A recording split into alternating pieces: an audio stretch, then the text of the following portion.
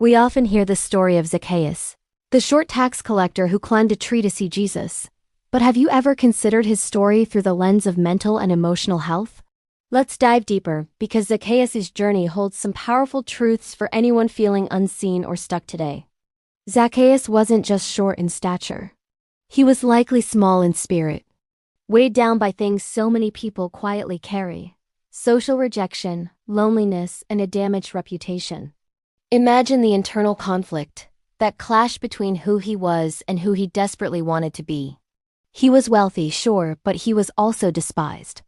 That kind of constant rejection can truly shape a person's inner world.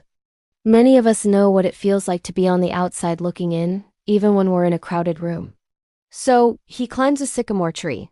This wasn't just a physical act. It was a moment of profound emotional honesty. He wanted to see Jesus, but he didn't want the crowd to see him. Think about that tension. It's so deeply human. We want connection, but we're terrified of judgment.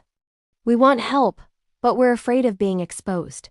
We want to change, but we fear the vulnerability that comes with it. The tree becomes a symbol of someone trying to cope the best way they can, seeking a glimmer of hope while hiding their pain. And then something remarkable happens. Jesus stops. In the middle of this bustling crowd, he stops right under that tree, looks up, and calls Zacchaeus by name. He says, "Zacchaeus, come down immediately. I must stay at your house today." This moment is packed with meaning for our well-being. Jesus sees Zacchaeus before he changes. He calls him valuable before he proves anything. And he moves toward him when everyone else is pushing him away. Feeling seen, named, and welcomed is incredibly healing. So many mental health struggles are intensified by feeling invisible, misunderstood, or unworthy. Jesus directly counters all three of those feelings. Notice the order of events here. Jesus offers a relationship first. Zacchaeus experiences acceptance. And then, transformation follows naturally. This is a beautiful model for healthy emotional healing. People don't heal because they're shamed or lectured. They heal because they are loved. They grow because they feel safe enough to be themselves. Jesus doesn't start with a list of Zacchaeus' wrongdoings. He just wants to sit with him. His presence comes before any progress. This story teaches us so much. Shame isolates, but Jesus restores dignity. Zacchaeus had been defined by his worst choices, but Jesus redefines him by calling him a son of Abraham, reconnecting him to his community and his worth.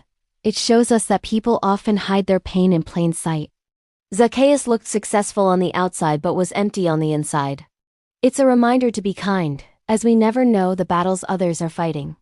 Healing truly begins when we allow ourselves to be seen. Zacchaeus had to come down from that tree. He had to come out of hiding. And what happened next? His radical generosity and repentance flowed not from being pressured, but from being unconditionally loved. And notice where Jesus met him: not in the synagogue, not where he should have been, but in his home, exactly where he was. So what's the takeaway for us today? The story of Zacchaeus shows that emotional healing often starts with a single, powerful moment: being truly seen, being called by name, being welcomed without conditions, and being invited into genuine connection. Jesus didn't just change Zacchaeus' behavior. He healed his identity from the inside out. He reminded him who he was always meant to be.